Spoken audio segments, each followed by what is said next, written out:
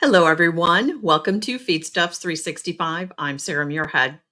Farmers throughout the upper Midwest now have an opportunity to participate in a multi-year climate smart sustainability program. Joining us to tell us more about this opportunity is Lauren Brey, Managing Director of the Farmers for Sustainable Food Climate Smart Project. Welcome, Lauren. Thank you for joining us.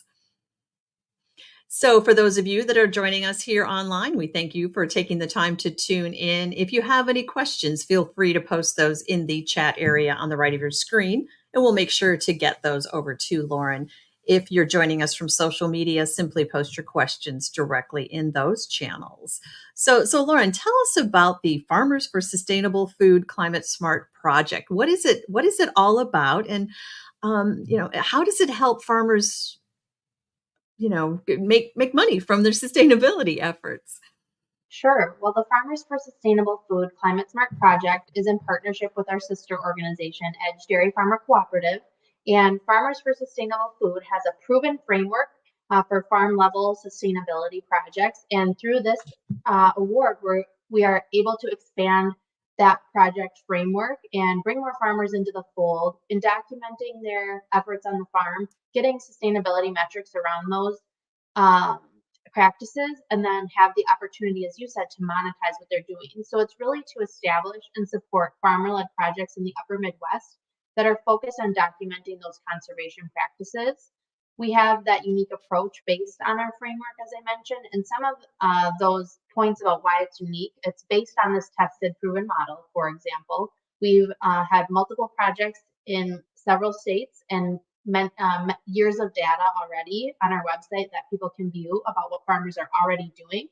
We are enabling a unique connection from farmers to their processors in the supply chain, really focusing on that for not only the monetization of what farmers are doing, but that data flow. How do we put this whole package together from the farm to the processor so that customers buying our products in the grocery store know how food is produced? Our program is also unique in that it's not prescriptive. Farmers choose what's best for them. They're picking the practices and deciding what changes to make. We're just helping them with the data side of it and understanding what they're doing so they can use it to better manage their farm and make those management decisions.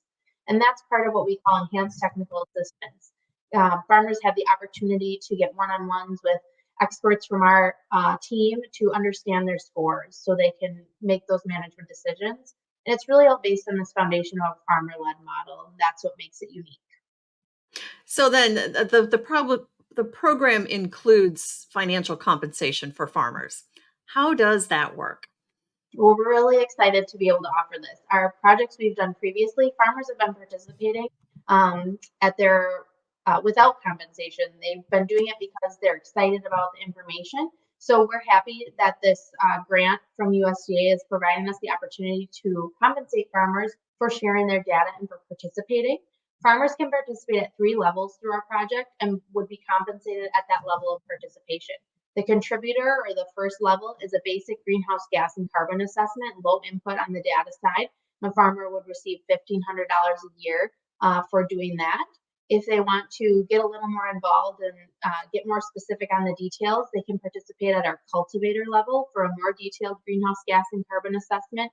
Plus, we are including a local resource concern like water quality. With the farmer-led approach we have, again, it's really focused on what are those concerns that farmers in the region have and how do we help them address those. So a participant at that level could get $4,500 each year of participation. And then the third level is encouraging farmers to share their outcomes, their scores with a processor. So in our case, we're really focusing on dairy because Dairy Farmer Cooperative is representing dairy farmers. So a dairy farmer who would share their scores with their dairy processor could receive $9,000 a year for participating in our program. What about assistance under the program? I think you mentioned something about this, but in terms of helping farmers understand their scores or understand the data, how does that work and what kind of support is there for farmers? So our project model has always included what we're calling in this grant enhanced technical assistance, and it's part of our program and project cycle. So that's providing support for farmers to get the data into the tools required.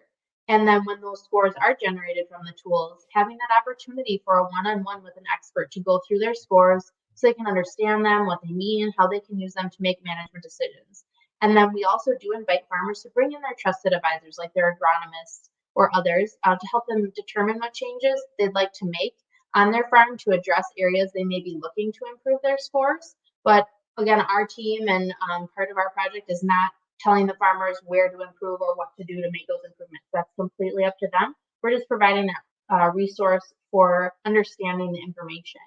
Additionally, a unique part of our model is that we do yearly farmer to farmer workshops with project participants, and we'll continue that through the Climate Smart program, where we get the farmers in a project together and we help them go through the aggregated information from a project so they can see what impact they're having as a group on those metrics and learn from one another. We know farmers learn best from one another, and we can bring in experts to talk about specific practices or the scores, but it's really about getting them together and also allowing that benchmarking.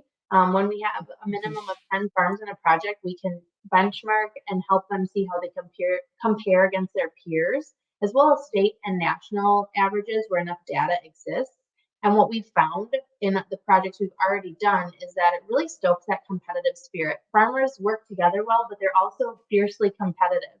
And we're just excited that, again, this grant is allowing us to bring farmers together to learn from one another and decide how they want to improve their farms and stoking that competitive spirit amongst them at the same time. Exactly. Now, you've just had 2 pilot projects that were launched, earlier this year, and the first farmer payments were issued, I think, last month. What have you learned from those projects? What do they entail? How are they working?